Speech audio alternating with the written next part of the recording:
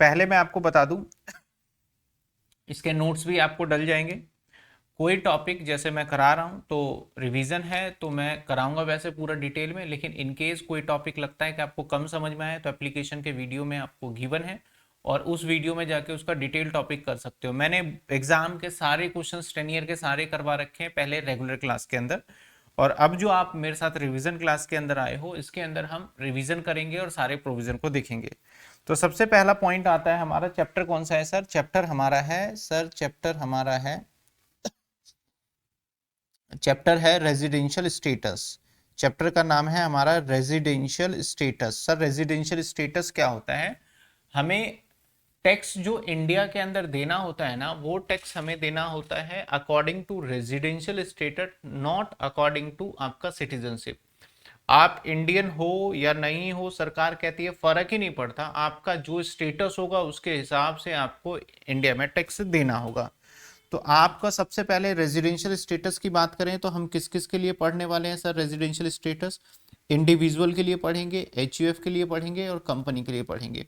हमारा most important ये वाला पार्ट होता है जिसके अंदर हमारे एग्जाम में कई बार क्वेश्चन पूछा जाता है, दैट इज इंडिविजुअल का, दैट इज इंडिविजुअल का, ठीक है ना। राहुल का कहना है सर अगर मैं 5 घंटे डेली पढ़ूँ तो ना, बिल्कुल आ सकते हैं, देखो इम्पॉसिबल तो नहीं है, बिल्कुल आ सकते हैं, ठीक है ना। चलिए तो हम पहले इंडिविजुअल का करेंगे। अब एक बात ध्यान रखिए, रेजिडेंशियल स्टेटस का हम चलो देखते हैं। हाँ,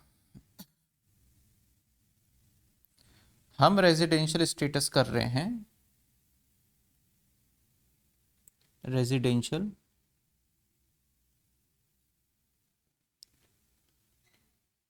किसका करेंगे हम सर?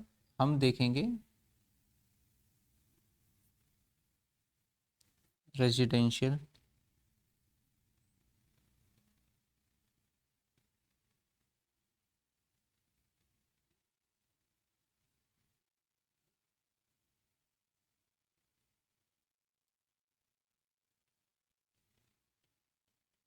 स्टेटस।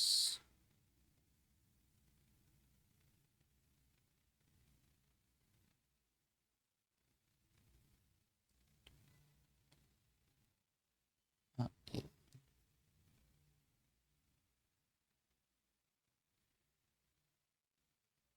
चलिए आइए ध्यान दीजिएगा, जो रेजिडेंशियल स्टेटस है वो अभी हम सबसे पहले पढ़ने वाले हैं इंडिविजुअल का, इंडिविजुअल का जो सेक्शन हमारा 6 सबसेक्शन 1 कहता है। अब आप याद रखिएगा, जैसे मान लो कोई व्यक्ति है, ये एक पर्सन है, और हम ये इंडिया का मान लेते हैं कि मैप है। अब वो इंडिया में रहता है, ये इंडिया के अंदर है। अब इसका सिटीजन मान लेते हैं, इसका सब कुछ इंडिया का बना हुआ है, मान लेते हैं यूआईडी बना हुआ है, आधार कार्ड इंडिया का बना हुआ है, सपोज करो आधार कार्ड के बाद इसका वोटर आईडी भी इंडिया का बना हुआ है, लेकिन वो इंडिया में बड़ा ही कम रह रहा है। तो इंडिया में वो रहता है या नहीं रहता, इसके ऊपर डिपेंड करेगा कि जो इनकम टैक्स है इसको देना है या फिर नहीं देना है। इंडिया में वो रहता है या फिर नहीं रहता, इसके ऊपर डिपेंड करेगा कि उसको इनकम टैक्स देना है या देना है नहीं देना है। एग्जाम में इसी पे क्वेश्चन पूछा जाता है कि बताओ ये इनकम टैक्स देने के लायबल है या फिर इनकम टैक्स नहीं देगा, इस टाइप से आपका क्वेश्चन यहाँ पे बनता है। तो हम इंडिविजुअल स्टेटस में कुछ सरकार के रूल्स हैं, कुछ हमारे रूल सेक्शन में ना रूल लिखे हुए हैं। अगर मैं सेक्शन की बात करूं तो कुछ रूल लिखे हुए हैं। रूल कितने हैं आपके? एक कहता है सर आपको ना इसकी बेसिक कंडीशन चेक करो।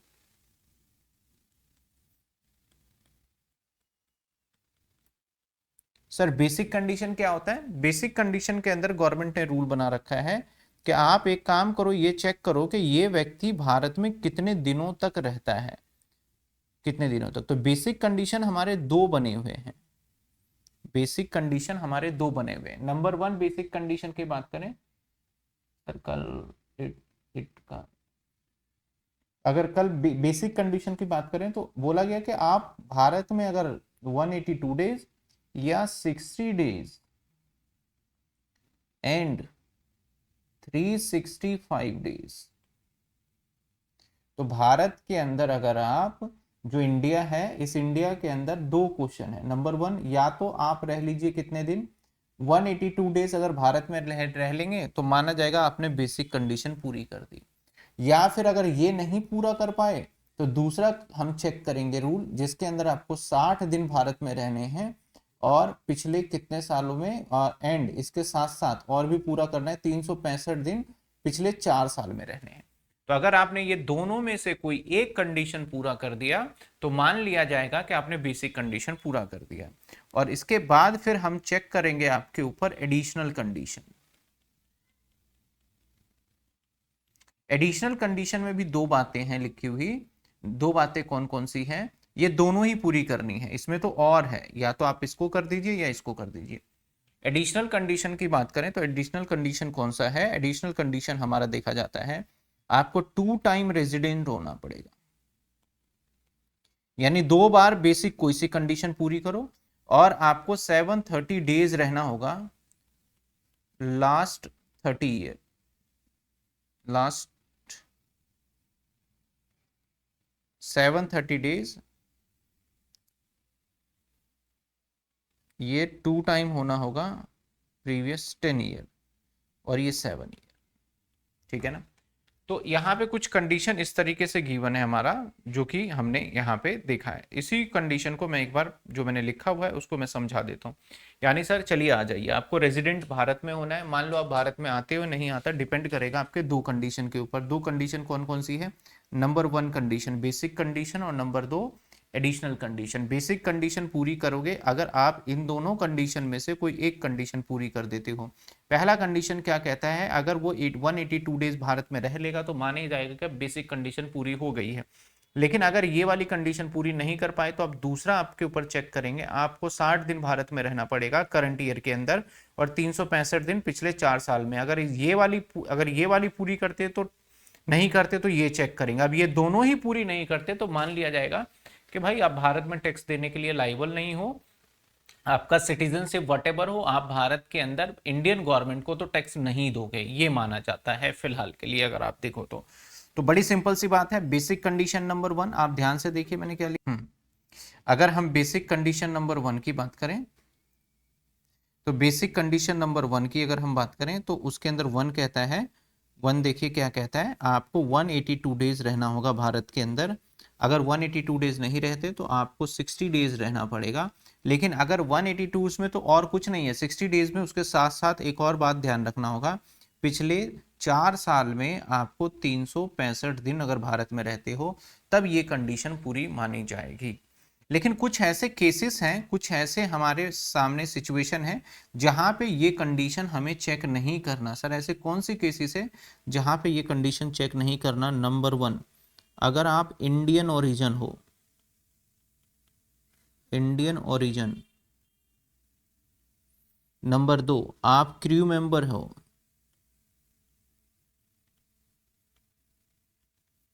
नंबर 3, आप अगर एम्प्लॉयमेंट के लिए आउटसाइड इंडिया जाते हो।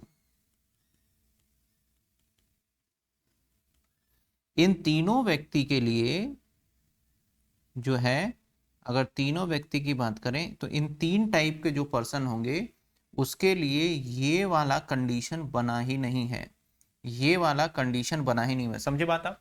अब सर बात होती है इंडियन ओरिजिन कौन होता है। इंडियन ओरिजिन की अगर हम बात करें तो इंडियन ओरिजिन होता है हमारा, अगर मैं इंडियन ओरिजिन बताऊं, 1947 से पहले, 1947 में देश आजाद था, बिफोर आप या आपके मम्मी पापा या आपके दादा दादी अगर इंडिया के अंदर बॉर्न होते हैं तो आपको स्टेटस दिया जाता है कि आप इंडियन ओरिजिन हो, आप इंडियन सिटीजन और इंडियन ओरिजिन माने जाओगे, ठीक है ना। आप या आपके मम्मी पापा दादा दादी अगर होंगे तो उसे बोलेंगे इंडियन ओरिजिन है, ठीक है ना।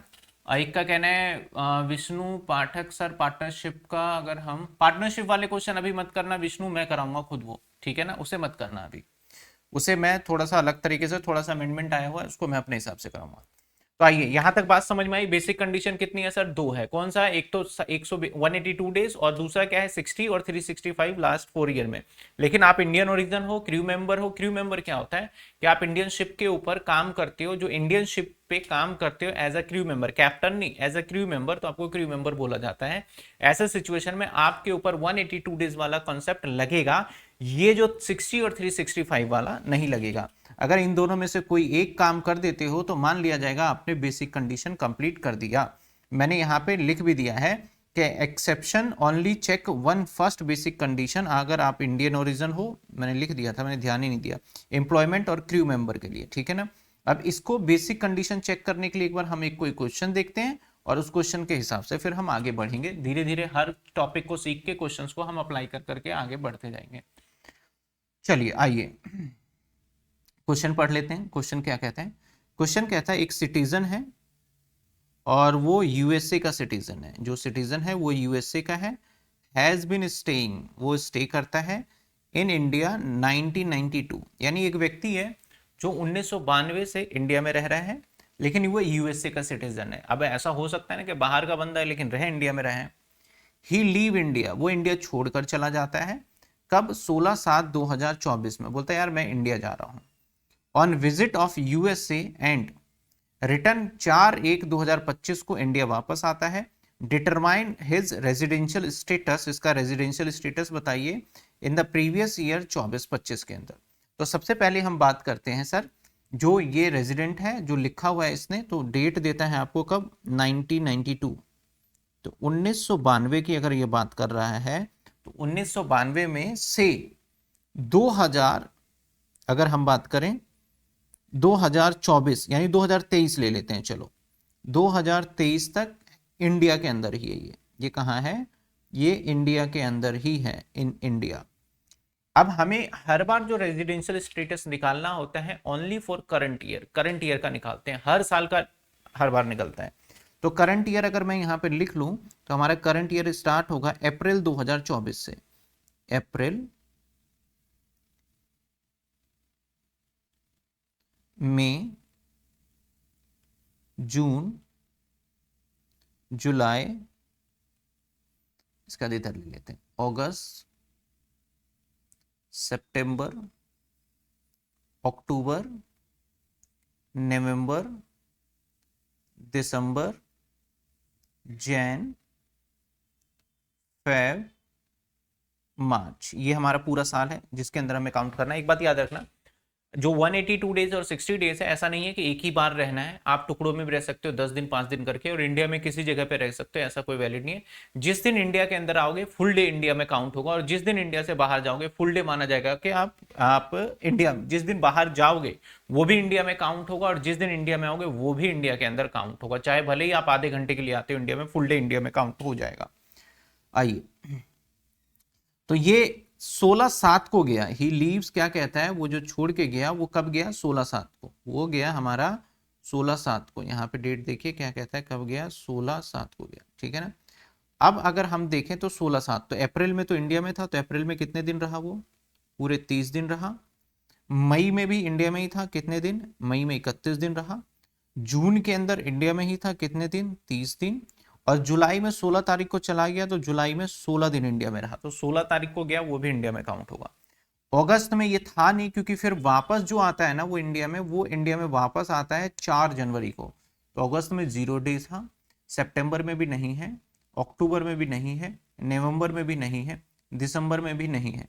अब जनवरी कब आ जाता है सर? ये 4 जनवरी को आ जाता है। तो 4 जनवरी से अगर आप काउंट करते हो तो कितने दिन इंडिया में रहता है? तो 31 - 3, तो 28 दिन इंडिया में माना जाएगा, 28 डेज। क्योंकि आप 4 जनवरी भी इंडिया में मानोगे और 31 दिन होते हैं, तो आपका 4, 5, 6, 7 ऐसे करके गिनोगे तो आपका 28 डेज इंडिया में माना जाएगा। अब फैब के अंदर बड़ा इंटरेस्टिंग है कि लीप ईयर होगा तो 29 लेना है और अदरवाइज 28 लेना है। तो क्योंकि फैब 2025 में आ रहा है तो 28 लेना है। और मार्च में भी कितने दिन रहता है ये? 31 डेज रहता है। तो हमारे पास दो ऑप्शन है। पहला कंडीशन बेसिक कहता है कि 182 डेज वाला चेक करो, तो हम चलो टोटल करते हैं इसका कितने दिन रहता है। 30 डेज, 31 डेज, 30 डेज, 16 डेज और 28 डेज, 28 डेज और 31। तो ये 194 डेज टोटल रह रहा है इंडिया में, 194 डेज। तो भाई अगर आप 194 डेज रहते हो तो आपका जो बेसिक कंडीशन नंबर 1 था, इसके अंदर बोला गया था आपको सिर्फ और सिर्फ कितने दिन रह के दिखाना है सर, आपको सिर्फ और सिर्फ 182 डेज ही रह के दिखाना है, जबकि आपने तो 194 डेज रह के दिखा दिया। तो मान लिया जाएगा कि आपने कंप्लीट कर दिया बेसिक कंडीशन, बेसिक कंडीशन आपने डन कर दिया। हाँ, सपोज करो अगर मैं इसी क्वेश्चंस को लेके चलूं, इसी क्वेश्चन को मैं लेता हूं, क्योंकि मैं जब तक कोई क्वेश्चन ना करा दूं ना मेरे मजा नहीं आता, पता नहीं। चलो इसी क्वेश्चन को ले लेते हैं हम, और मान लिया जाए ऊपर वाला एग्जाम्पल सेम है, और मान लिया जाए ये जो इंडिया वापस आया वो 4-1 को नहीं आया। मान लेते हैं जो इंडिया है, मैं इसको काट देता हूँ, ठीक है, ये काट दिया मैंने इसको, 4-1 को नहीं आया। मान लेते हैं इंडिया जो आया वो आया ये, सपोज करो 25/4/2025 में, यानी इस टाइम पे आया। तो ऐसे सिचुएशन में क्या होगा सर, ऐसे सिचुएशन में चेक करेंगे फिर से अगेन, हम ये वाला मंथ को कॉपी कर लेते हैं जो भी मंथ है हमारे सामने,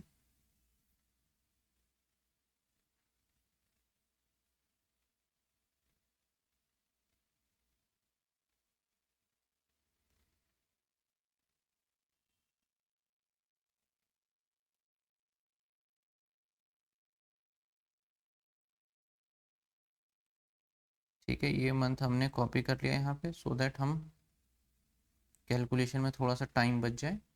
और अब क्या होगा, अप्रैल वगैरह तो सब सेम चलेगा।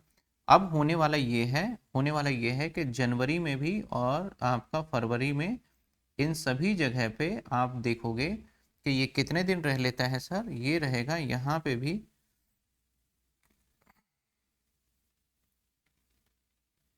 0 डेज, और यहाँ भी 0 0, क्योंकि वो अप्रैल में आया।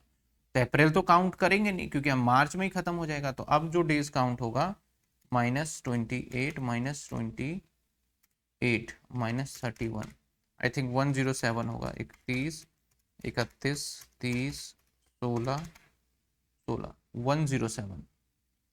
अब इसने 107 हुआ इसका, तो बेसिक कंडीशन जो कह रहा था 1, इसने पूरा नहीं किया। अब इसके ऊपर अब लगाएंगे हम सेकंड कंडीशन।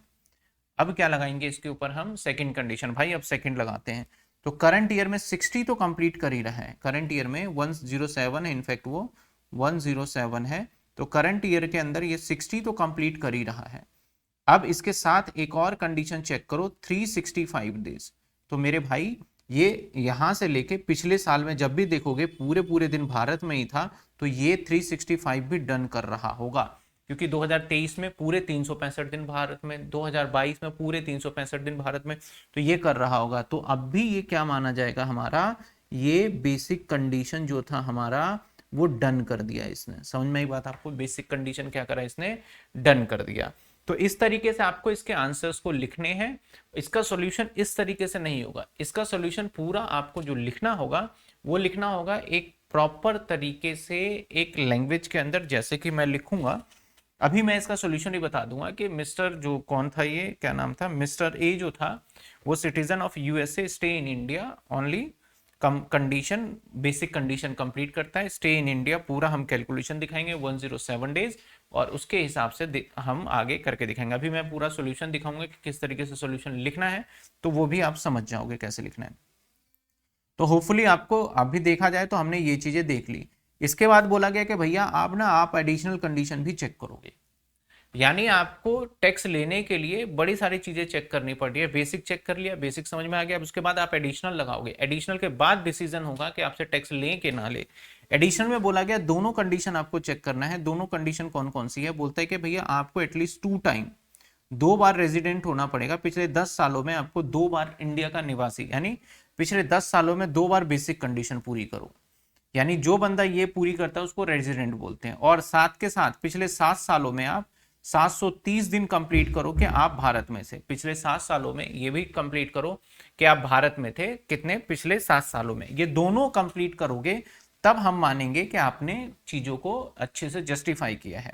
अब इसके ऊपर कुछ रूल्स हैं, वो रूल्स देख लो। और ये क्यों बताया जा रहा है, कहा गया लॉ के अंदर कि मेरे भाई, लॉ के अंदर कहा गया, देख क्या कहा गया रूल, लॉ के अंदर रूल बना लॉ के अंदर कि अगर आप बेसिक कंडीशन, आपको 3 स्टेटस दिया गया, एक तो आपको दिया गया रेजिडेंट, मैं शॉर्ट फॉर्म लिख रहा हूं, और ordinary resident, resident but ordinary resident, इसको आरओआर बोलेंगे। तो अगर आप आरओआर बनते हो तो बेसिक कंडीशन कंप्लीट कर लीजिए आप, और प्लस अगर आपने एडिशनल कंडीशन कंप्लीट कर लिया, और एडिशनल पता है कौन सा, बोथ, एडिशनल बोथ, ठीक है ना। बेसिक कंडीशन कंप्लीट कर लीजिए और एडिशनल कौन से वाला, बोथ। अब अगर हम बात करें बेसिक कंडीशन कौन सी sir, basic condition any, basic condition any first या 2, तब आपका स्टेटस होगा रेजिडेंट, ऑर्डिनरी रेजिडेंट। इस केस में आपको आपकी इनकम कहीं का भी हो, आपको टैक्स पेड करना पड़ेगा भारत में, चाहे इंडियन इनकम हो चाहे फॉरेन इनकम, मैटर नहीं करता। दूसरा बोला गया आपको हम एक स्टेटस देंगे non ordinary resident, that is NOR। तो नॉन ऑर्डिनरी रेजिडेंस कब होगा, जब बेसिक कंडीशन आप कंप्लीट कर दो, कोई भी एक, एनी कोई भी एक, और प्लस या तो प्लस आप एडिशनल कंडीशन इसी लिख रहा हूं 1 कंप्लीट करो, या आप एडिशनल कंडीशन आप 0 कंप्लीट करो, 0 कंप्लीट, या आप नॉट कंप्लीट करो, कोई फर्क नहीं पड़ता, तो आपको NOR की दिया जाएगा। एक बनता है हमारा NR, नॉन रेजिडेंट। इस केस के अंदर कुछ केसेस में आपको टैक्स देना है, कुछ में नहीं देना। नॉन रेजिडेंट के केस में बताया गया कि आपको बेसिक कंडीशन ही जो है नॉट, आपने कंप्लीट नहीं किया, नॉट कोई कंप्लीट नहीं किया, तो हम एडिशनल वाला चेक ही नहीं करेंगे, आपका स्टेटस हो जाएगा नॉन रेजिडेंट। तो यहां पे 3 तरीके के स्टेटस होंगे, एक होगा resident, ordinary resident, that is ROR, एक होगा नॉन ऑर्डिनरी रेजिडेंट जो कि होगा NOR, एक होगा नॉन रेजिडेंट जिसका मतलब आप इस केस में आपको कहीं पे भी टैक्स नहीं देना पड़ेगा। खैर हम टैक्स इंप्लीमेशन पे भी जाएंगे। तो इसी तरीके से यहां पे बोला गया कि आपको बेसिक और एडिशनल कंडीशन, अब कैसे चेक करते हैं एडिशनल कंडीशन, आइए इस सवाल में देखते हैं। तो क्वेश्चन क्या कहता है, हमें कहता है कि आर एक जर्मन है, national, comes to the India, ठीक है, फर्स्ट टाइम ड्यूरिंग द 2020-21 में पहली बार आया, यानी ये बंदा 20-21 में पहली बार है। मैं लिख लेता हूं 2020 और 2021, ड्यूरिंग द प्रीवियस ईयर 21-22, 20-21 और 21-22, 2021, और ये एक इस टाइप का भी क्वेश्चन बनेगा, एक में तो आपको डेज वाइज निकालना होगा, एक में डेज कैलकुलेट करके देगा। और 2022 और 2023 पहली बार कहता है नेशनल इंडिया फर्स्ट टाइम आ रहा है। इसके बाद 2023-24, 2024, और इसके बाद कहता है ये कितने कितने दिन के लिए आता है वो मेंशन करता है। कहता है भाई हम इस टाइम पे जो आए थे ना, वो आए थे टोटल, यहाँ पे डेज दे रखा है तो ये 20-21 का 156 डेज, और भाई यहाँ पे जो आए थे वो आए थे 72 डेज, और भाई यहाँ पे जो आए 183 डेज, और यहाँ पे जो आए 161 डेज के लिए आए, ठीक है ना। यहाँ तक कहता है डेज रिस्पेक्टिवली। फर्दर आगे कहता है further during the previous year 2025 he is in India 184 days. कहता है 24-25 जो था हमारा, जो करंट ईयर है 2024 और 2025 जिसके लिए टैक्स निकालना है, इस साल ये सिर्फ और सिर्फ 84 डेज के लिए भारत में रहा। डिटरमाइन रेजिडेंशियल आर का असेसमेंट ईयर 25-26 के लिए। तो सबसे पहले हम क्या चेक करेंगे, जल्दी जल्दी कमेंट में बता दो क्या चेक करना है पहले हमें। तो सबसे पहले जो हमें चेक करना है दैट इज चेक करना है हमें बेसिक कंडीशन। सबसे पहले क्या चेक करेंगे, नंबर वन चेक करेंगे हम बेसिक कंडीशन, बेसिक कंडीशन। अब बेसिक कंडीशन नंबर वन वाला तो ये फेल हो गया भाई। क्यों फेल हो गया वन वाला, क्योंकि हमारा जो करंट ईयर है वो ये है, इस साल के लिए हमें स्टेटस निकालना है। तो वन वाला मैं इसलिए फेल कह रहा हूं क्योंकि वन में 182 डेज था, 182 डेज तो रहा ही नहीं, 84 रह रहा है। तो हम इसके अंदर सेकंड कंडीशन चेक करेंगे। कौन सा चेक करने वाले हैं? Second condition. सेकंड कंडीशन क्या कहता है कि भाई 60 डेज, तो हाँ भाई 60 डेज तो है ये। उसके बाद एंड इसके साथ क्या कहता है? 365 डेज। चेक करो क्या पिछले 4 सालों में 365 डेज रह रहा है ये चेक करना होगा।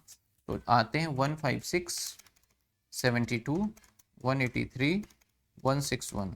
हाँ भाई ये पिछले 4 सालों में जो है वो रह रहा है, ये भी डन कर लिया। यानी ये जो करंट ईयर में रह रहा है, ये करंट ईयर में 84 डेज और लास्ट 4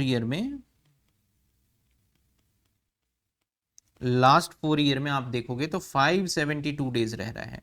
तो इसका मतलब 572 डेज रह रहा है अगर ये, तो बेसिक कंडीशन 1 कंप्लीट कर लिया है। इसके बाद इसका हम चेक करने वाले हैं एडिशनल कंडीशन। एडिशनल कंडीशन उसके बेसिस पे इसका स्टेटस बताएंगे। एडिशनल कंडीशन एक बच्चे ने बता भी दिया ROR, ठीक है कोई बात नहीं। एडिशनल कंडीशन कहता है 2 टाइम रेजिडेंट होना चाहिए। 2 टाइम रेजिडेंट, पहला कहता है 2 टाइम। तो पहला भाई 182 डेज, यहां पे एक हो गया, यहां पे एक हो गया। और देखा जाए और कहीं रेजिडेंट बनने की संभावना, अगर यहां पे देखें और इससे पिछले 3 साल चेक करें, 156, 72, 183 और 161, सॉरी 156, 156, 72, 3, 411, ठीक है। एक यहाँ पे भी ये रेजिडेंट हो गया, कैसे हुआ सर? चेक करके बताते हैं। ध्यान देना, यहाँ बहुत बच्चे कंफ्यूज होते हैं। पॉइंट नंबर 1, पिछले 10 सालों में, तो इस साल को एक पिछला साल ये है, यहाँ चेक करूंगा मैं। तो यहाँ पे 182 डेज तो नहीं बन रहा बेसिक कंडीशन के लिए, लेकिन इसने 180 डेज की जगह पे 180 मतलब 61, यानी ये 60 डेज वाली जो बात थी वो कंप्लीट करता है। इसके साथ साथ क्या चेक करना होगा हमें? इसके साथ चेक करना होगा इस साल को छोड़ के इस पिछले 4 सालों में, 4 साल तो है नहीं, 3 साल ही है, तो पिछले 3 साल में हम क्या चेक करने वाले हैं? क्या 365 डेज हो रहा है? 156, 156 और 72 और प्लस देखा जाए 183। तो यस पिछले 3 साल में, 3 साल में ही हो गया, वैसे तो 4 साल में था। एंड ये रह रहा है 411 दिन। तो ये सेकंड वाला फिर से कंप्लीट कर लेता है इसमें, तो डन है ये वाला। दूसरे वाले को इससे फिर पिछले साल में 2 बार रेजिडेंट होना चाहिए, इससे पिछले साल में गए यहाँ, तो यहाँ पे तो अकेले एक ही बार में 183 कर रहा है, तो यस यहाँ भी कर रहा है। तो इसने एडिशनल कंडीशन नंबर 1 जो था हमारा, एडिशनल कंडीशन नंबर 1 इसने ये डन कर दिया। एडिशनल कंडीशन नंबर 1 क्या करा इसने एडिशनल कंडीशन नंबर ये वाला इसने डन कर दिया। अब आ जाइए आगे। सेकंड 730 दिन पिछले 7 सालों में, 730 दिन चेक करते हैं। तो पिछले 7 सालों की बात करें, पिछले 7 सालों की बात करें तो पिछले 7 साल 1 2 3 4 ही है, तो इसमें काउंट करेंगे तो भाई यहाँ पे हमने काउंट किया 572 दिन ही हो रहे हैं लास्ट 4 ईयर में। 7 ईयर की बात कर लेते हैं, लास्ट 7 ईयर भी ले लोगे तो यही बनेंगे। तो एडिशनल कंडीशन नंबर 2 कंप्लीट नहीं कर पाया, यानी इसने एक बेसिक कर दिया है और एडिशनल में एक एडिशनल कर पाया, एडिशनल कंडीशन 2 नहीं कर पाया।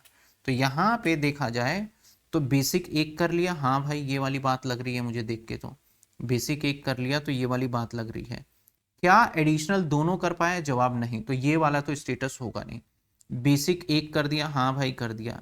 एडिशनल एक कर दिया, हाँ भाई कर दिया, या कोई भी नहीं करता तब भी चलता, तो इसका स्टेटस जो होगा वो NOR माना जाएगा। इसका स्टेटस क्या माना जाएगा? NOR माना जाएगा। तो मेरे इस क्वेश्चन में इसका आंसर है कि NOR होगा इसका स्टेटस। समझे बात? इसका स्टेटस क्या होगा? NOR। अब सर इसके आंसर को कैसे लिखना है ये भी मैं थोड़ा बहुत बता ही देता हूं। पहले तो क्वेश्चन में कौन है? Mister R। तो as per income tax act 1961, या आपको सेक्शन याद है तो सेक्शन लिखोगे, जो 61 है वो लिखना चाहते हो तो, नहीं तो as per income tax act. If any person, या इफ एनी पर्सन, या इंडिविजुअल लिखो, पर्सन में बहुत सारे, if any individual, individual stay in India, if any individual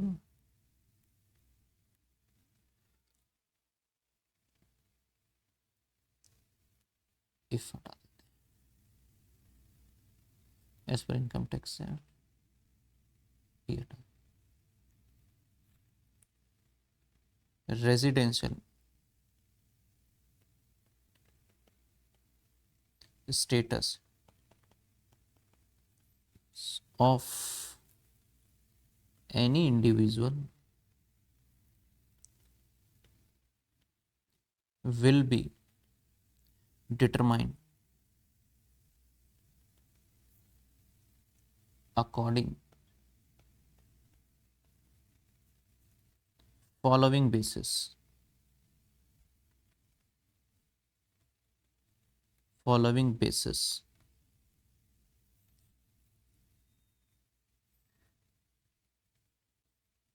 Basic condition,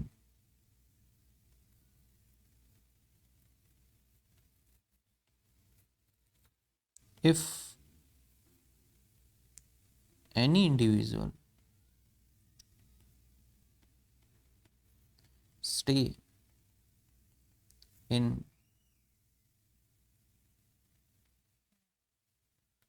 stay in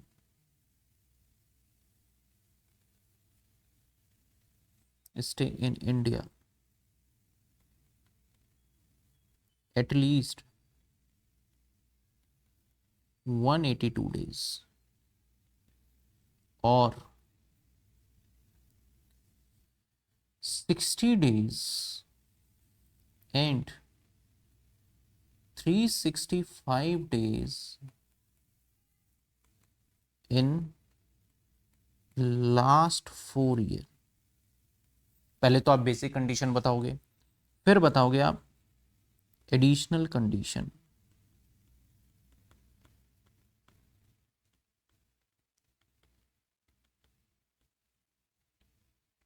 individual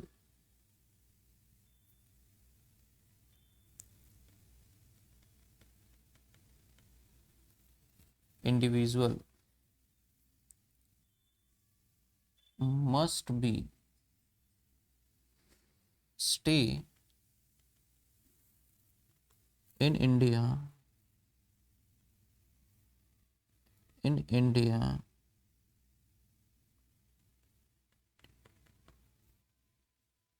must be in India,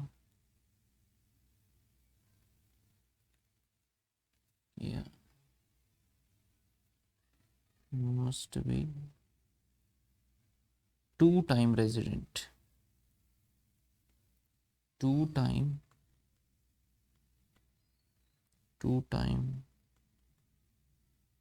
resident in last 10 year and 730 days stay in India last 7 year. ये लिखेंगे। इसके बाद according to given question या given problem, mister क्या है नाम, mister are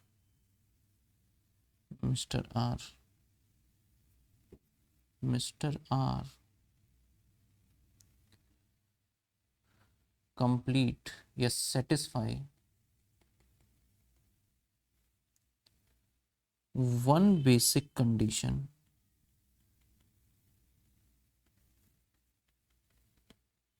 and one additional condition,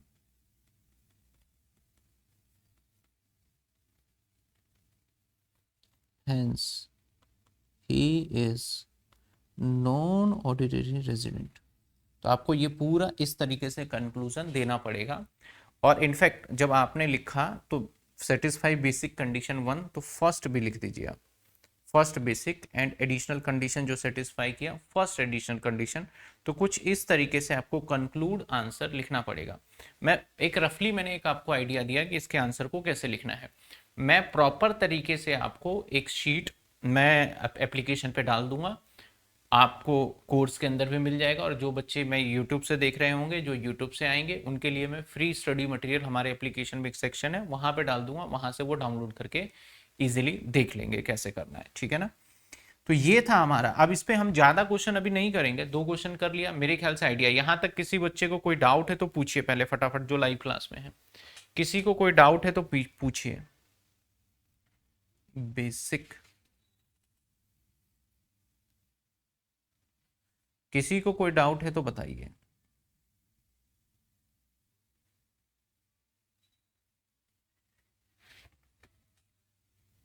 जितने बच्चे लाइव है बताइए किसी को कोई डाउट, फिर हम आगे रूल पे चले इसके।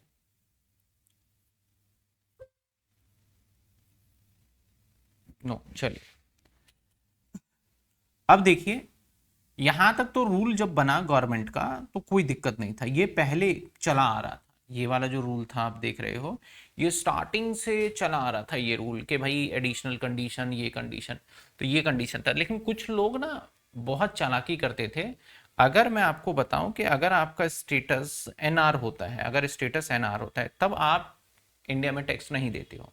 तो कुछ लोग क्या करते थे, 182 दिन रहते ही नहीं थे भारत में, 181 दिन रह लेते थे, फिर बाहर चले जाते थे।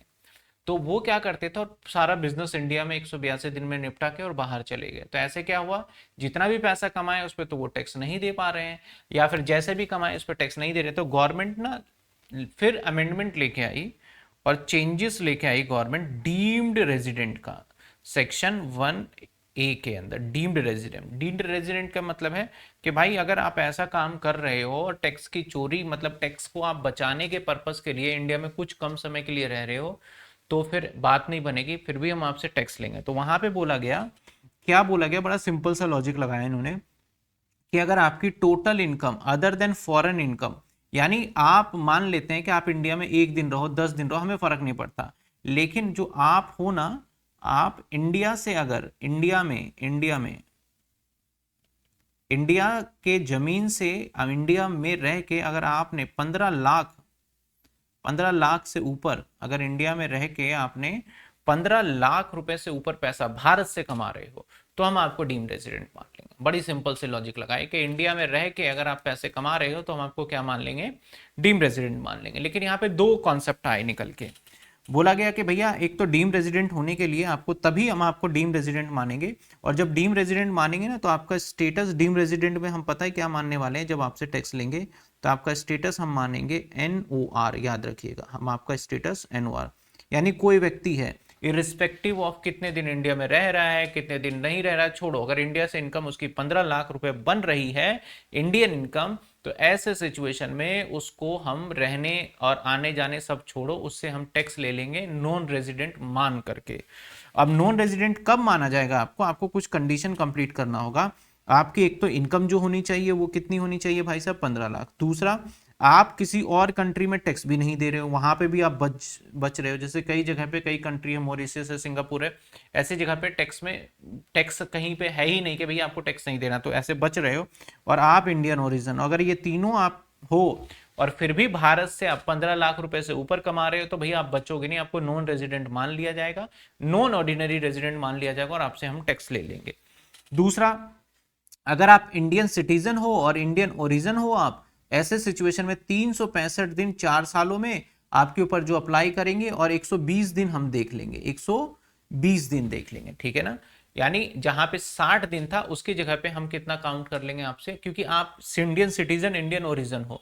तब तो आप बोलोगे सर मेरे ऊपर तो 182 डेज अप्लाई करो, क्योंकि मैं इस रूल के अंदर आता ही नहीं, मेरे ऊपर क्या रूल अप्लाई करो, मेरे ऊपर रूल ये आता ही नहीं, मेरे ऊपर अप्लाई करो सिर्फ और सिर्फ पहले वाला। तो मैंने बोला भाई तेरी इनकम तो 15 लाख से ज्यादा हो रही है, तो मैंने बोला चल ठीक है, मैं तेरे ऊपर 60 दिन वाला लगा के, तुझे हम इंडिया का नहीं बना रहे टैक्स पर्पस के लिए, लेकिन इसको रूल को घटा के हम तुम्हारे ऊपर कितना कर रहे हैं, इस रूल को घटा के हम कर रहे हैं 120 दिन, यानी 120 दिन अगर आप भारत में रह लेते हो और आपकी कहीं टैक्स लग रहा है नहीं लग रहा मैटर नहीं करता है। यहाँ पे क्या है कि कहीं टैक्स नहीं लग रहा तब ये वाला पॉइंट आएगा। अब यहाँ पे 15 लाख से ऊपर इनकम है और कहीं टैक्स भी दे रहे हो और भारत के अंदर 120 दिन और 365 दिन रह रहे हो, तो हम मान लेंगे वहां टैक्स दिया सो दिया, आपको भारत में भी नॉन रेजिडेंट मान के टैक्स दे दिया जाएगा। ये डीम्ड ओनरशिप है।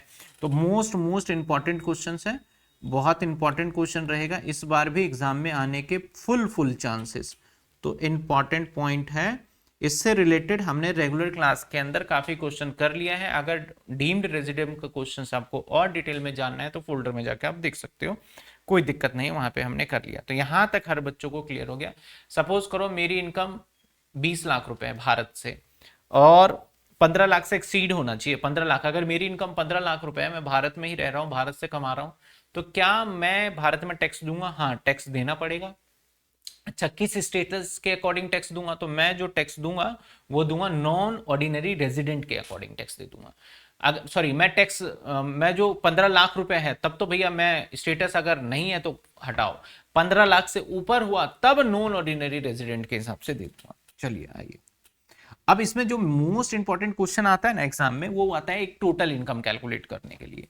तो इनकम जो होता है ना आपका, वो इनकम किस किस टाइप का होता है, कुछ ये रूल देख लेते हैं, उसके अकॉर्डिंग फिर हम आगे बढ़ेंगे।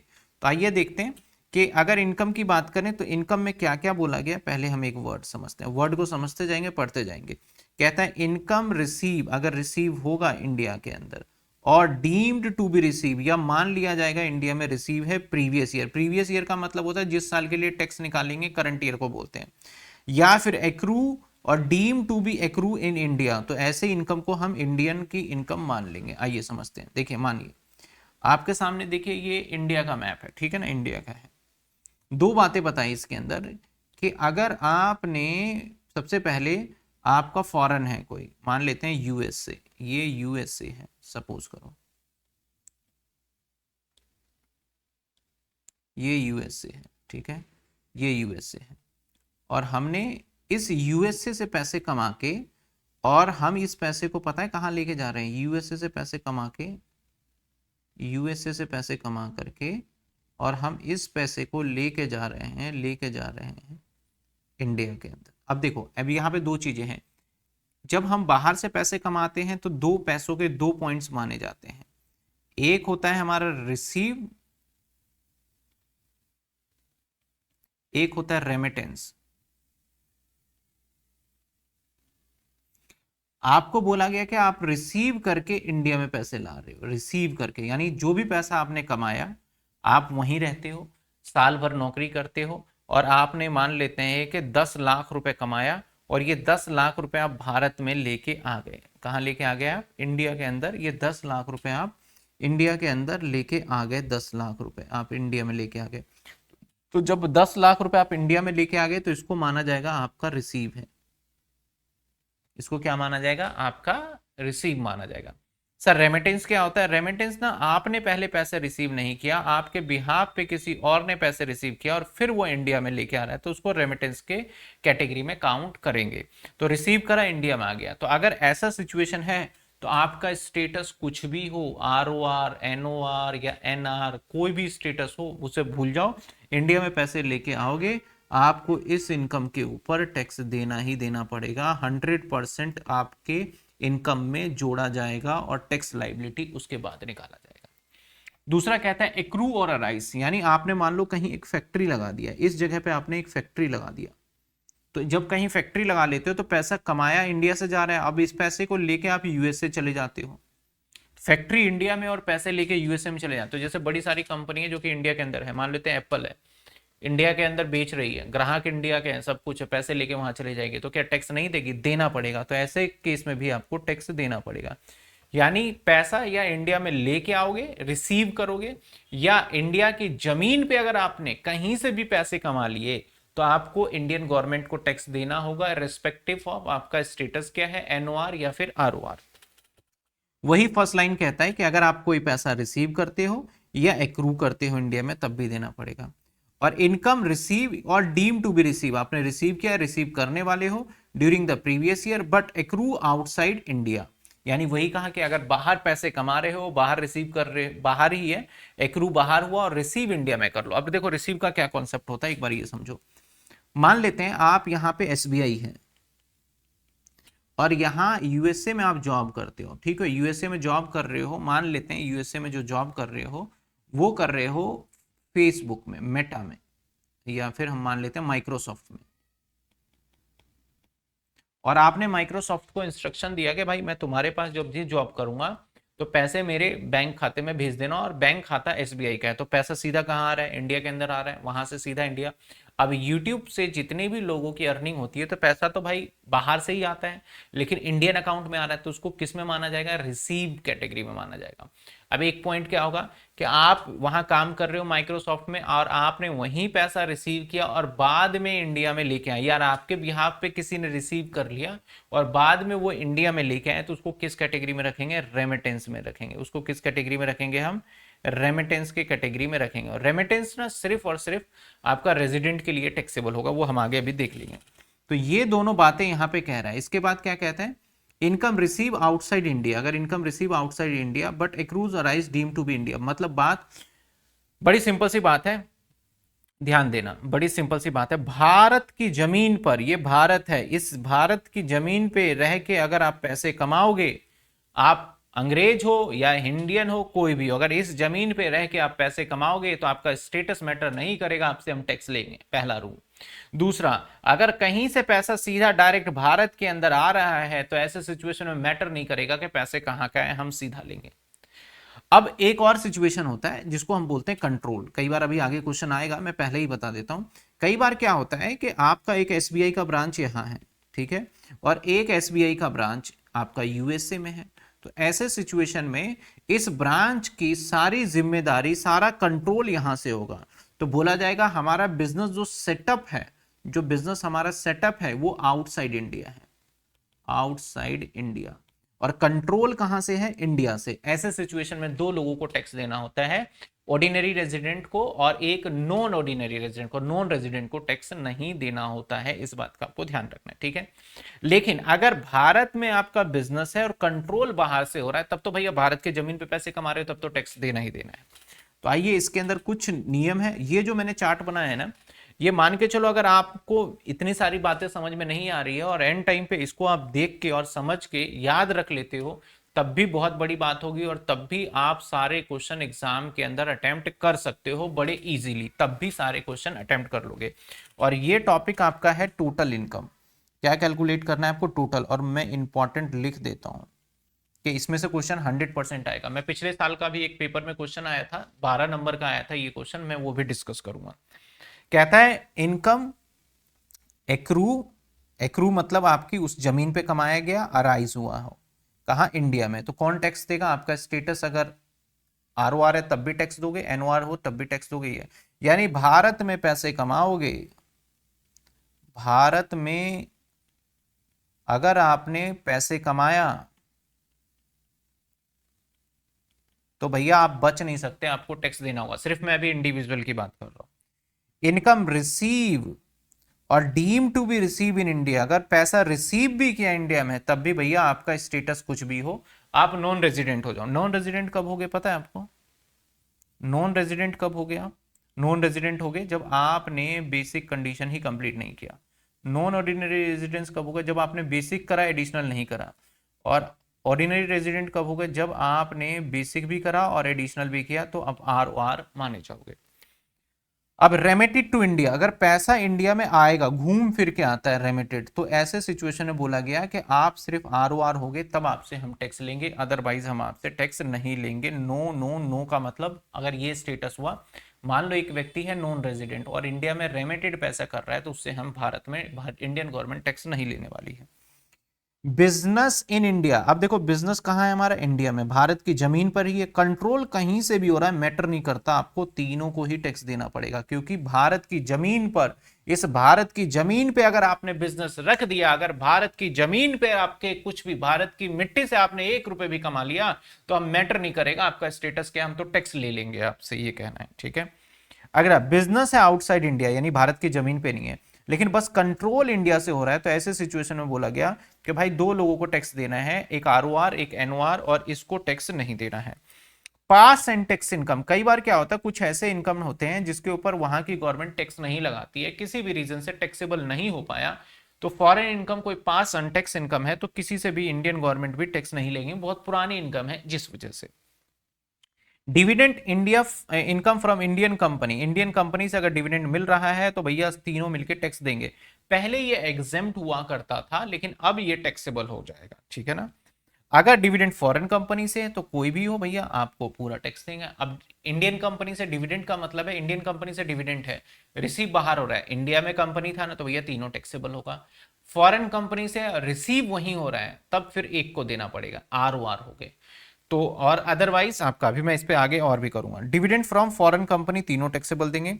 Income earn outside India and receive outside India, अब भाई यूएस में रह रहे हो, यूएस में सब काम कर रहे हो, इंडिया से कोई लेना ही देना नहीं है, तो आपको टैक्स क्यों दोगे इंडिया में। लेकिन आप इंडिया में आर ओ आर के स्टेटस को ले लेते हो, यानी बार बार इंडिया आके देखते हो, तो भैया आपको टैक्स देना पड़ेगा।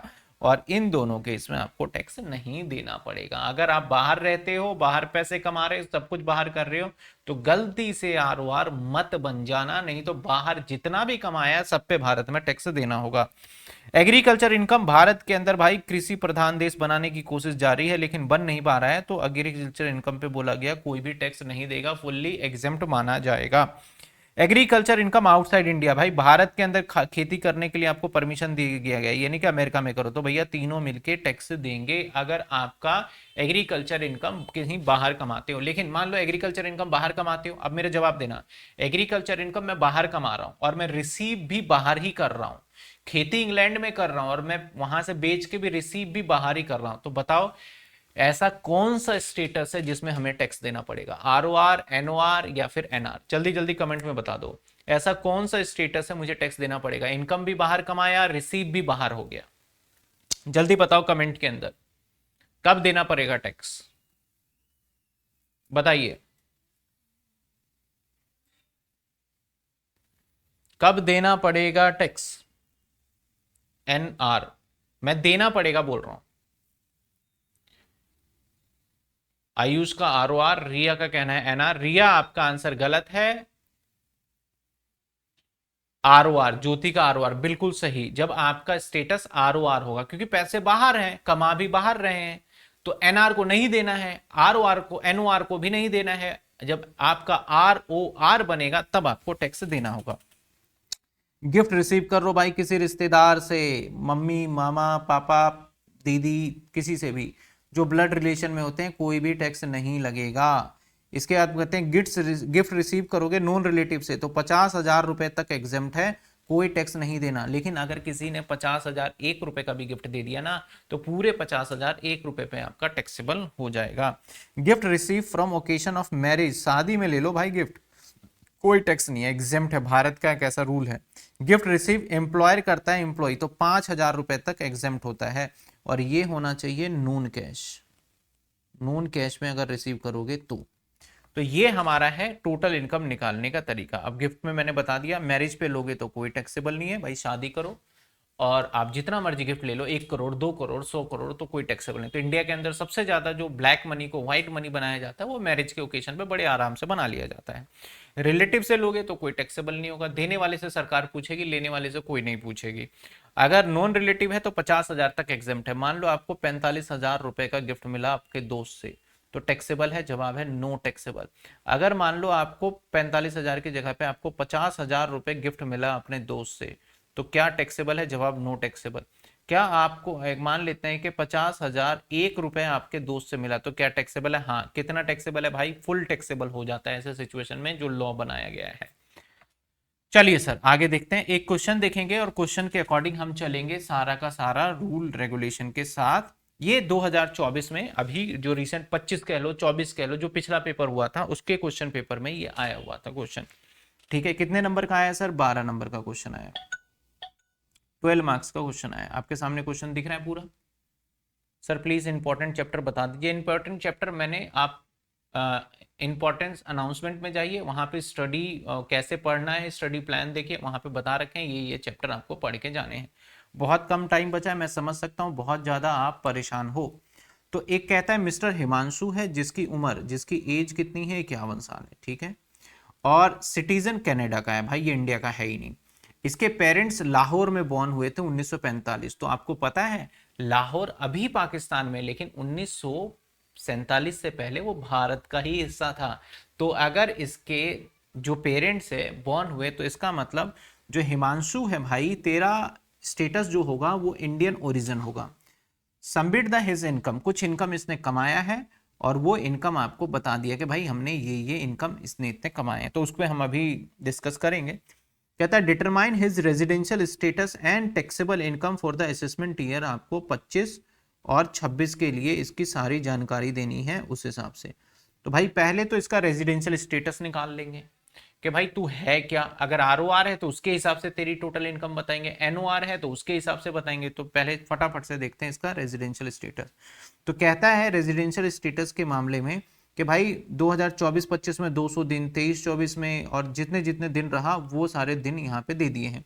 तो आइए शुरू करते हैं, स्टार्ट करते हैं।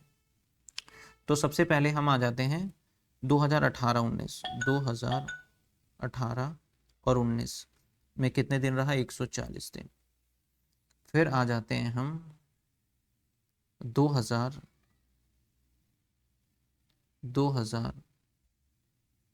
19-20, दोनों कंडीशन चेक करेंगे कितने दिन रहा भाई ये, 150 दिन। फिर आ जाते हैं हम किस में,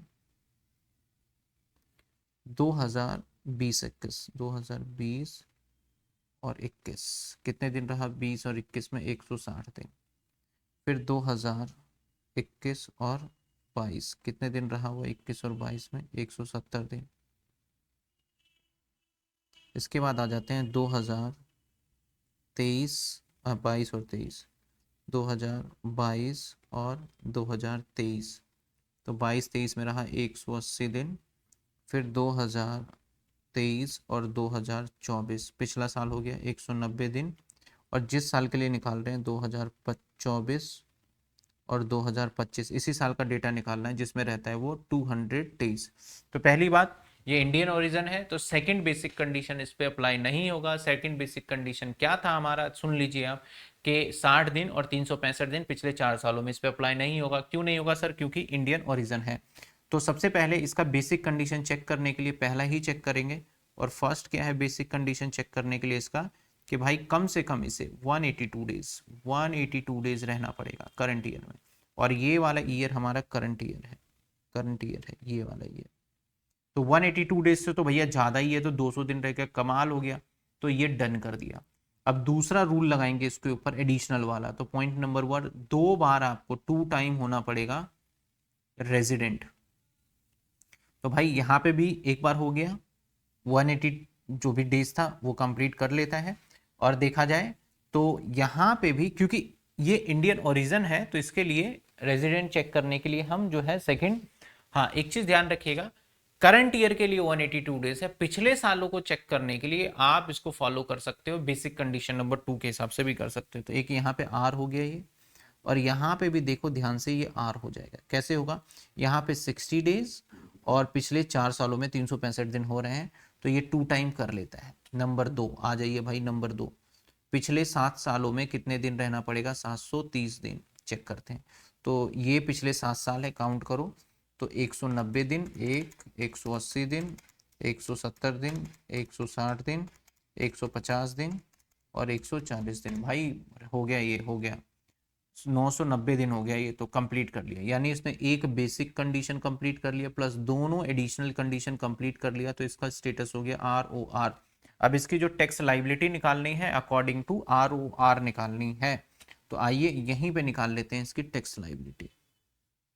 एक चीज ध्यान रखिएगा, क्योंकि अब 10 ईयर ना मार्केट के अंदर से आउट ऑफ स्टॉक हो गया, बहुत कम टाइम पेपर बचा है, तो अब हम प्रिंट नहीं करवा रहे 10 ईयर को। तो जिन बच्चों के पास 10 ईयर है नहीं है वो आपको पता होगा। तो उस केस के अंदर हमने कोशिश करी है कि हर एक बच्चे को हम 10 ईयर प्रोवाइड करें ताकि वो पढ़ पाए। तो जो लेटेस्ट 10 ईयर है बहुत जल्दी हम अपने एप्लीकेशन पे मान के चलो आज क्या डे है, संडे है, संडे की क्लास में बना रहा हूँ।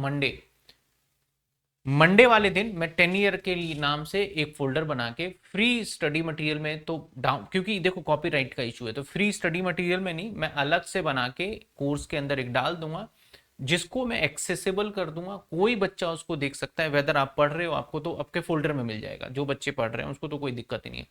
जो बच्चे हमसे अभी क्लासेस नहीं ले रहे हैं, यूट्यूब पे अभी ज्वाइन होते हैं, तो उसको अगर 10 ईयर चाहिए तो वहां पे जाके लेटेस्ट 10 ईयर पूरा एक्सेसिबल है, बस डाउनलोड नहीं होगा, ध्यान रखिएगा। सिस्टम कंप्यूटर पे भी वो ओपन नहीं होगा, सिर्फ और सिर्फ आप मोबाइल फोन के अंदर ही एक्सेस कर सकते हो, whether you are using iOS और चाहे आपका एंड्रॉइड है, वहां पे एक्सेस कर सकते हो।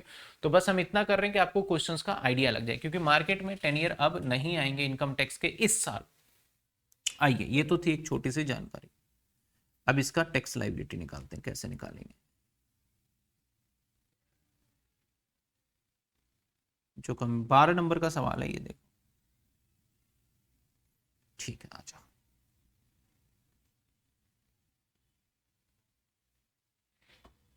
यहां पे लिखेंगे सबसे पहले हम computation total income of mister R ही है ना भाई, तो मिस्टर हिमांशु है। हम्म,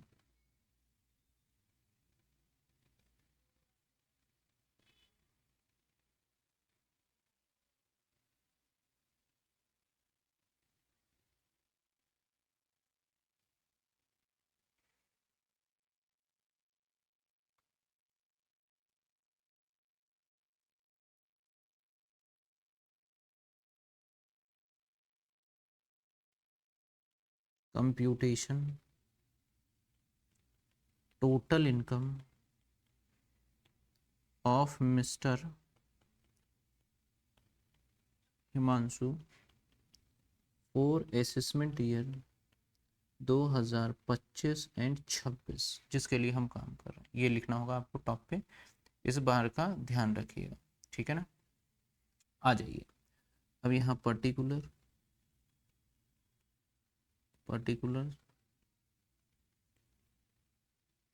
छोड़ो, और यहाँ पे अमाउंट, पहला पॉइंट।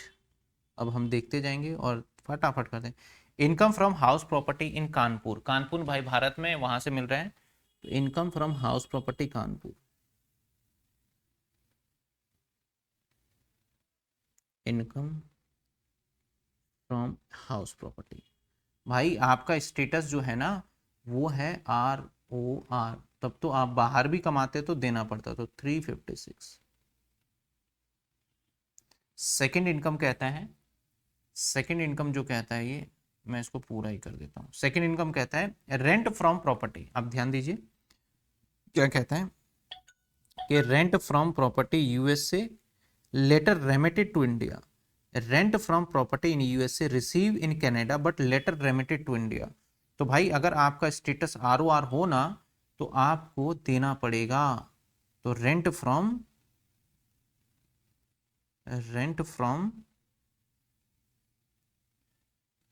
यूएसए, अगर क्योंकि रेमिटेड हो गया, रेमिटेड के केस में क्या बताया था, देखो ये रहा हमारा रेमिटेड, रेमिटेड कहाँ गया भाई, रेमिटेड ये रहा। रेमिटेड में अगर ROR हो तो टैक्स देना है, बाकी केस में नहीं देना, लेकिन आपका स्टेटस ROR है तो आपको देना पड़ेगा, यानी 80,000 आपकी इनकम में एड ऑन हो जाएगी।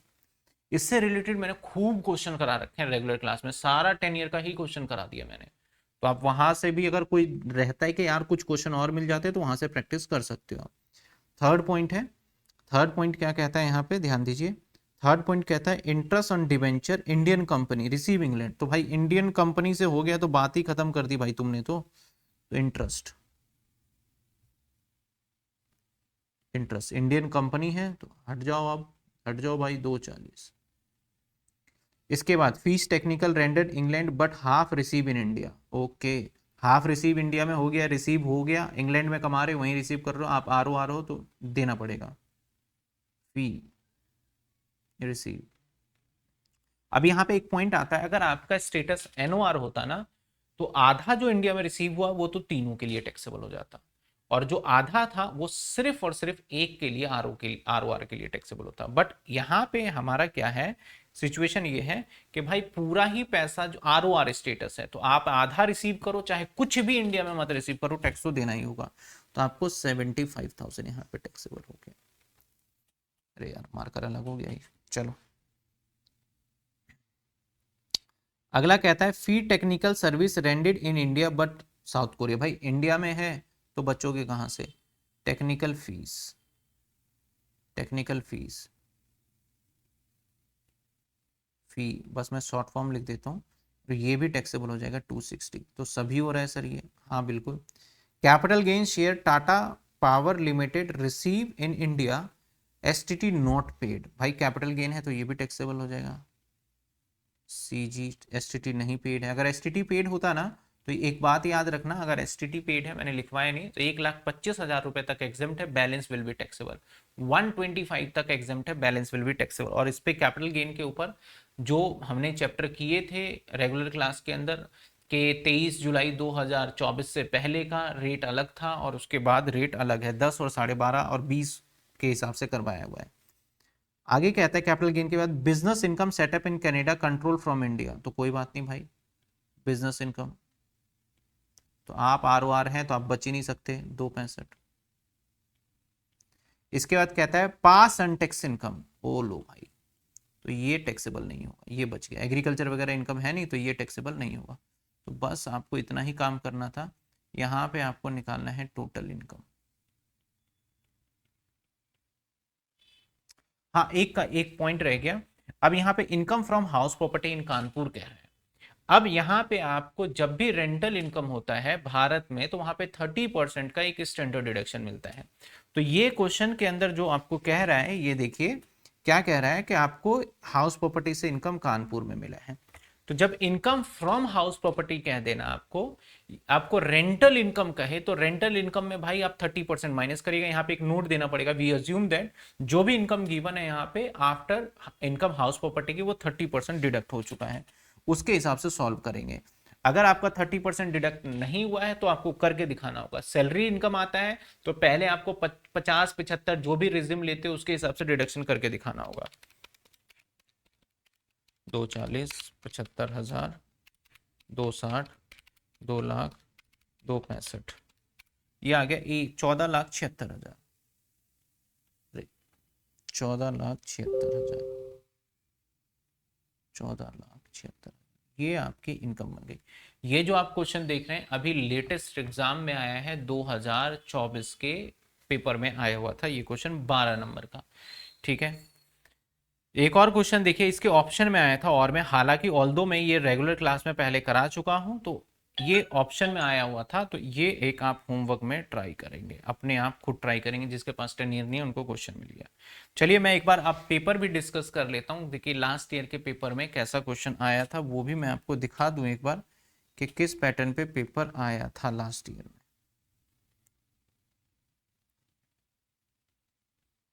Income tax, income tax, income tax 10 years, 2024 की बात कर। तो देखो 2024 में लास्ट ईयर ये वाला क्वेश्चन अभी मैंने कराया नहीं, मैंने अभी ऑनर्स वाले का कराया था, ये बात कर रहा हूं मैं बीकॉम प्रोग्राम वाले। देख लो आपका पहला ही क्वेश्चन था 6 मार्क्स का पूछा गया, अब 12 का नहीं है। देखो ए पार्ट, बी पार्ट है, सॉरी बी पार्ट 12 मार्क्स का क्वेश्चन है। इसके अंदर अगेन बोला गया आप टैक्सेबल इनकम तीनों के केस में निकालिए, आरओआर, एनओआर और एनआर के केस में, और टैक्स लाइबिलिटी भी निकालिए न्यू रिज्यूम से, तो लाइबिलिटी भी बोला जा सकता है।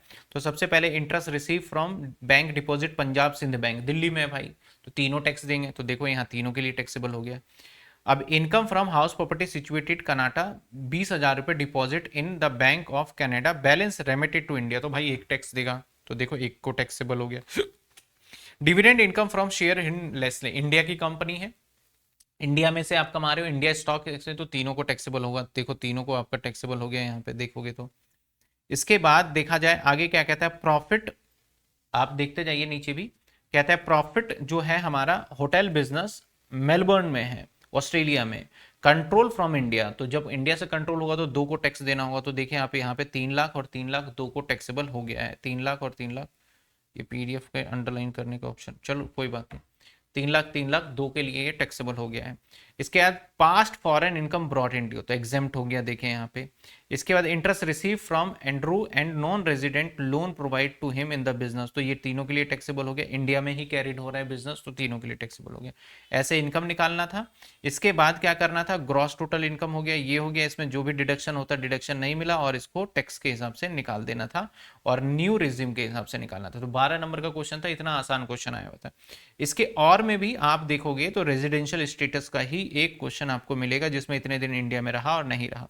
अब देखिए रहा बात आंसर लिखने का, तो 10 ईयर के अंदर मैंने बड़े ही खूब आसान तरीके से और सिंपल तरीके से अच्छे तरीके से कोशिश किया है कि आपको आंसर लिख के दिया जाए।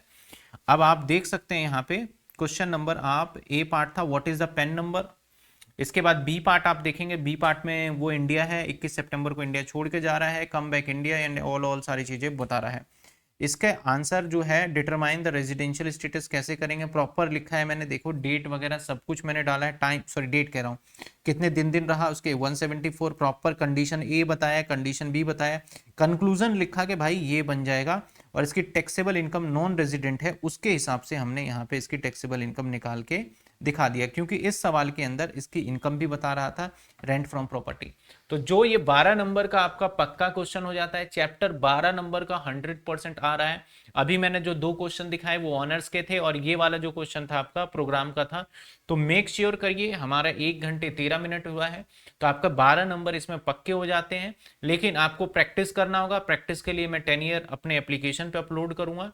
कैसे अपलोड होगा मैं एक बार बता देता हूं। अभी फिलहाल के लिए अभी तो अपलोडेड नहीं है, लेकिन मैं कोशिश करूंगा कि कैसे अपलोड हो जाएगा यहाँ पे उसको बताने का। जैसे कि आप जब जाएंगे ना तो कहाँ अपलोड करें, स्टोर में जाएंगे। अब स्टोर में जाने के बाद यहाँ पे 3 ऑप्शन आएगा, होम, प्रोफाइल और ये स्टोर। स्टोर में जाने के बाद आपको सर्च का ऑप्शन मिलेगा, तो यहाँ सर्च कर लीजिएगा फ्री इनकम टैक्स, ऐसे सर्च कर लीजिएगा फ्री इनकम टैक्स। अभी मैंने बनाया नहीं है, कल मैं अपलोड करूंगा। तो यहाँ फ्री इनकम टैक्स के नाम से एक कोर्स आएगा, उसके अंदर क्लिक करेंगे, उस पीडीएफ को आप एक्सेस कर पाएंगे, बस डाउनलोड नहीं कर पाएंगे और वेबसाइट पे नहीं खोल पाएंगे, क्योंकि कॉपीराइट का इशू होता है, बड़ी सारी चीजें होती है। तो दैट्स वाई आप पिछले साल के पेपर देख सकते हैं। तो लो आपके लिए इनकम टैक्स का, सिर्फ मैं इनकम टैक्स की बात कर रहा हूँ, तो आप 10 ईयर देख सकते हैं। होपफुली आज की क्लास आपको समझ में आई होगी। किसी बच्चे को कहीं से कहीं तक कोई डाउट है तो बताइए। ये आंसर आपको होमवर्क में दिया जाता है, इसका आंसर मैं अपलोड कर दूंगा। किसी स्टूडेंट को डाउट है तो बताइए। अगला चैप्टर जो मैं रिवीजन में लेके आऊंगा दैट इज हाउस प्रॉपर्टी में करवाऊंगा, हाउस प्रॉपर्टी रिवीजन क्लास के अंदर मैं लेके आऊंगा, और इन सभी के जो चार्ट वगैरह हैं वो सब मिल जाएंगे। किसी को डाउट है? आयुष्मान त्रिपाठी कह रहे हैं सर ऑनर्स और प्रोग्राम का एग्जाम सेम डे, मतलब एग्जाम की डिफिकल्टी सेम होगी। बिल्कुल, देखो सेम डे होता है, लेकिन जो एग्जाम होता है ऑनर्स वालों का अलग क्वेश्चन पेपर प्रिंट होगा, प्रोग्राम वालों का। डिफिकल्टी में कुछ भी नहीं कह सकते, कुछ क्वेश्चंस ऑनर्स के अंदर आसान होगा, कुछ अभी मैंने आपको 2 क्वेश्चन दिखाए, दोनों क्वेश्चन का लेवल लगभग मुझे तो सेम लगा। हाँ, लेकिन जो पीजीबीपी का क्वेश्चन है ऑनर्स में थोड़े से टफ होते हैं और प्रोग्राम के अंदर थोड़े से आसान होते हैं बस। इंपॉर्टेंट चैप्टर मैंने बता दिया, 5 हेड। एक तो सैलरी करना पड़ेगा, हाउस प्रॉपर्टी करना पड़ेगा, कैपिटल करना पड़ेगा, कैपिटल गेन और पीजीबीपी करना पड़ेगा, रेजिडेंशियल स्टेटस आपका हो गया। अगेन देखो पढ़ने का क्या तरीका होता है, बड़ी सिंपल सी बात है कि जब आप पढ़ेंगे तो जो कॉन्सेप्ट कराए, आप अब 10 ईयर के क्वेश्चन प्रैक्टिस करने बैठेंगे, क्वेश्चन आपके 8-10 है तो पूरे कर लेने हैं, 12 नंबर मिलेंगे आपको, पक्के हैं एक तरीके से। तो जब आप प्रैक्टिस करने बैठोगे तो हो सकता है कि आप कोर्स के अंदर, अगर मैं आपको दिखाऊं तो कोर्स के अंदर हमने बड़े सिस्टमेटिक तरीके से, इनकम टैक्स ITX है ना, इसका कहाँ गया भाई, दिखा देता हूँ ITX, सारी चीजें मैंने सिस्टमेटिक, जो बच्चे अभी लाइव देख रहे हैं मैं उनको भी समझा दूं थोड़ा। ये देखो कोई भी बैच, यहाँ कंटेंट में जाओगे, कंटेंट के अंदर एक फ्री डेमो क्लासेस, नहीं क्लासेस में जाओगे, इंपॉर्टेंट अनाउंसमेंट जो है ना आपका गिवन, इस इंपॉर्टेंट अनाउंसमेंट में हम वो चीजें डालते हैं जो कि होगा, जैसे कि भैया आप 20 दिन में कैसे पढ़ें, आप 20 दिन तो बचे भी नहीं है, डाउट कैसे सॉल्व करें, ऑल क्वेश्चंस के डिटेल। और देखो मजे की बात, हमने ना कौन कितने क्या टॉपिक कराएं, अभी यहाँ पे दिखेगा नहीं क्योंकि स्क्रीन शेयरिंग पे है, तो थोड़ा सिक्योरिटी रीजन की वजह से और बाकी सारी एंड ऑल। और लेटेस्ट क्लास के अंदर जाएंगे तो आप नोटिस करेंगे, अगर मैं लेटेस्ट क्लास के अंदर जाऊं तो सारे चैप्टर्स देखो बड़े अच्छे से।